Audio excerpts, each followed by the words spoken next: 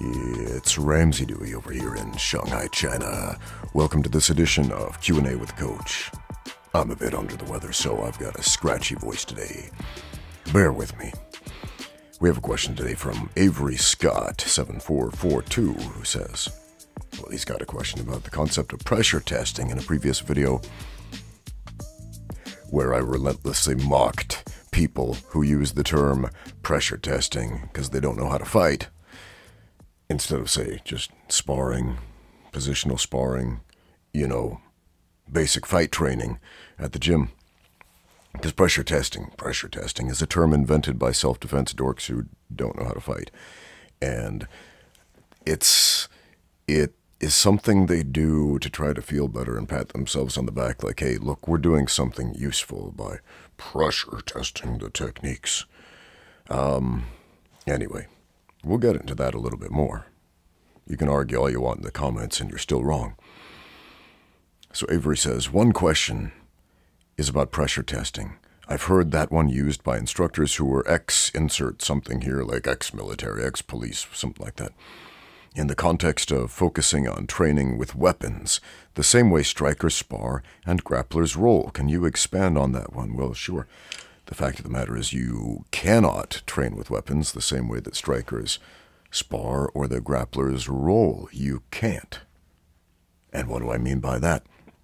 How do strikers spar? Well, they actually hit each other with their fists, and they kick each other for real. There are variable levels of intensity going from light contact to full contact to actual fighting. You can actually get in a fight cage or get into a boxing ring and hit each other full contact, and of course there will be physical repercussions, injuries may result, but it's something that can be repeatedly done and tested, and most of the time, nobody has to die. You cannot do that with weapons. You can't. Not to the same degree. Some of you might be saying, well, hey, what about fencing? Fencing exists. Isn't that sparring with weapons? In a way. But it is not to the same degree, as our questioner asked, to the same degree as strikers spar or fight with striking, and not to the same degree that grapplers roll. Let's talk about grapplers for a minute. Grapplers rolling. That's a jiu-jitsu term for sparring. How's that different than sparring with weapons? Well, you can do sparring with grappling close to 100%, if not 100%. Who's calling me? No idea. Let's turn the ringer off on that thing. You can grapple close to 100%, if not at 100%. You don't have to make any modifications. You don't have to change a thing. And it is exactly the way that it would be in a full contact fight. You cannot do that with, let's say, a knife. With a knife, you have to use a fake knife, where there is no actual danger. There are no actual stab wounds or cuts. Because if you used a real knife, well, you'd end up dead or seriously hurt or disabled, and you wouldn't be able to do it again and again and again. This is, I believe, why the term pressure testing came into existence, because essentially, because they can't spar, all they have is a little bit of pressure. And I suppose that's better than nothing, because if your technique falls apart against mild resistance, it's a crappy technique. But if your technique holds up against mild resistance, that still doesn't mean it's a good one. If you can fight against mild resistance, it doesn't actually mean you can fight. So I've made a lot of videos on this channel where I test out bad women's self-defense because there's so much of it out there on the internet. And generally in these videos, we test these moves out against mild resistance, the mildest of resistance, meaning we're simply not cooperating.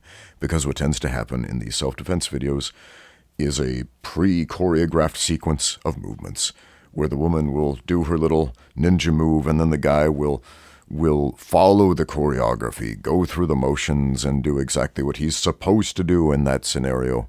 Whereas if he simply stood still if he just didn't do anything, he doesn't even have to resist, just not do anything at all, then the technique isn't going to work. So that is the mildest litmus test ever. So if that's what we're calling pressure testing, once again, pressure testing is not evidence of anything being able to work in a fight or not. Let's go back to weapons. Let's talk about different weapons. You ever played laser tag? Is laser tag pressure testing for a gunfight?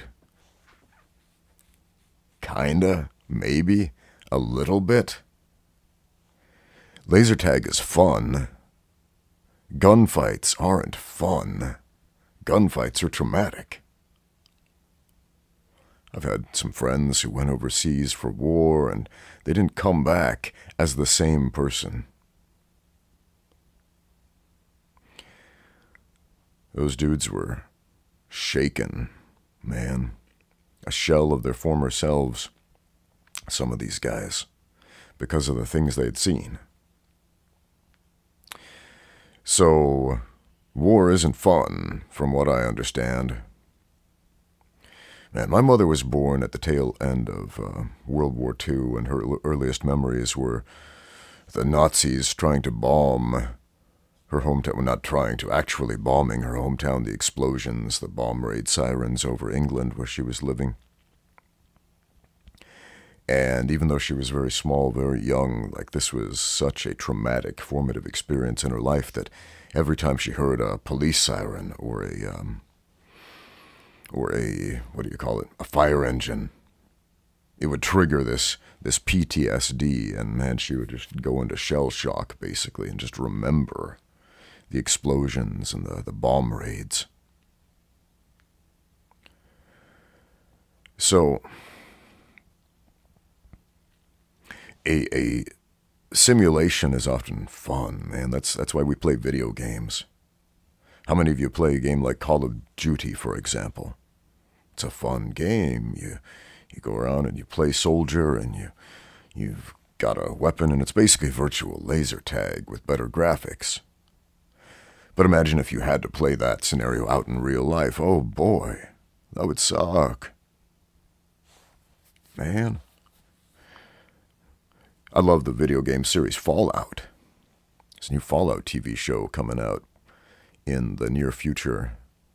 I don't have my hopes up too high for that one. This is a tangent, just because I've seen, TV and Hollywood and movies disappoint me so much with beloved IPs, so I'm holding my expectations very low for this one, in spite of the fact that I love Fallout so much. So I love Fallout. If you're not familiar, it's a story based in a few hundred years in the future, after a nuclear war that annihilates most life on the earth and just decimates the population, and you basically crawl out of a fallout shelter after hundreds of years. You're one of the descendants of the survivors, and you go on some wacky adventures in this post-apocalyptic wilderness, and it's super fun in a video game. But if you had to do that in real life, Fallout would suck hard, man.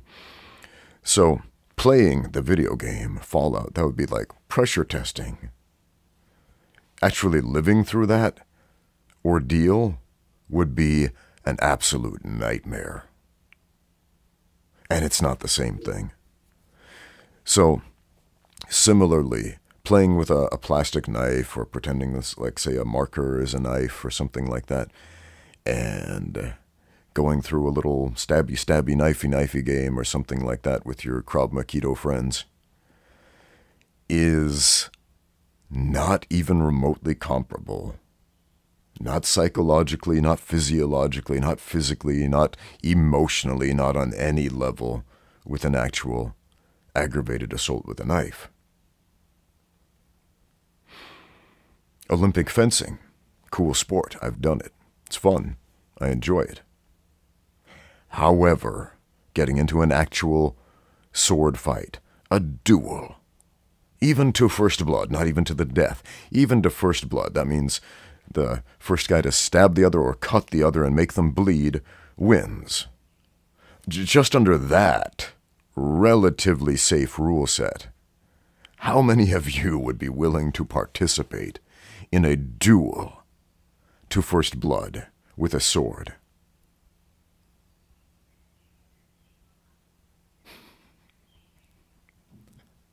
I, for one, would not. That would, one, there are just way too many possibilities that, whoops, I accidentally skewered the guy. Oh, well. Good thing we signed a liability waiver first. And secondly, who wants to get stabbed or cut or slashed or hacked with a sword? Dude, what would be going on in your mind in that instance? And then, it's not just receiving injury, it's giving injury. Most people are simply not physically, psychologically, emotionally, spiritually prepared for that contingency. Think about it.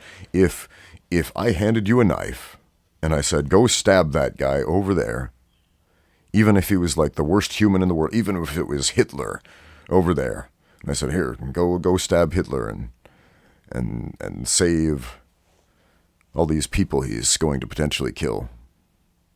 And you knew that was the situation, right? Could you bring yourself to do it? A couple of you probably could, without question, but most of you would start hesitating and asking questions like, oh, send somebody else to do it. Drop a bomb on him from a distance where I don't have to see it. It's, yeah.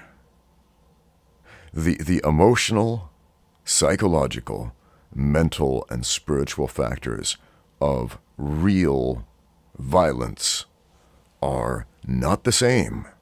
They are not the same as a simulation. A lot of people are surprised when they get into a fight, amateur or professional, for the first time, even if they're very good with their technique in the gym. Even if they're sparring and the gym is very intense and very close, if not above and beyond the average fight, because of all of these psychological factors. The performance anxiety, for one. All the eyeballs on you. It's simply not the same thing. And that is comparing something that physically is the same thing to another thing that physically is the same thing. But psychologically, what that thing represents is radically different. Tapping out the other guy in the gym, oh, okay, cool. Your technique was successful. However, that was in the gym, so it doesn't really count. Nobody cares. Ooh, at the jiu-jitsu tournament, now it matters. Now there's a medal on the line. Now your reputation is on the line. Now the reputation of your gym and your instructor is on the line. There's something on the line. You've got stakes in the game. Now it matters. And because of that, it's different. It cannot be the same. And once again, that's just some pride and honor on the line. Not your blood, as would be the case with a fight with weapons. So imagine how radically different any simulation you could do with weapons. Even if you're hitting each other and it hurts, and it's like, oh, I don't like that. Like I've seen Arnis, Eskrima, stick fighters hit each other for real, and it hurts, and it leaves welts, and it leaves bruises, and it's not nice. And sure, there are lots of valuable lessons you can learn from pain. Sure, absolutely. But even that, the most intense weapon fighting you can possibly do repeatably in the gym, is not even remotely comparable to an aggravated assault with a weapon. Or wartime combat with weapons. You can't compare it. Because once again, unlike combat sports, where we're physically doing the same thing in the gym, at the same intensity as we do in a fight, quite often, with weapons training, any type of weapons training, You cannot do it with the same intensity in your training facility as you would do it in real life. And in combat sports, there's still a massive leap between those two, physically, psychologically, mentally, emotionally, spiritually, etc. With weapons, that leap is light years beyond. Think that through for just a moment. Let me know what you think in the comments. Am I wrong? Am I right? Do you have questions for the next Q&A? If so, just write them in the comment section down below. Thank you for watching. Now get out there and train.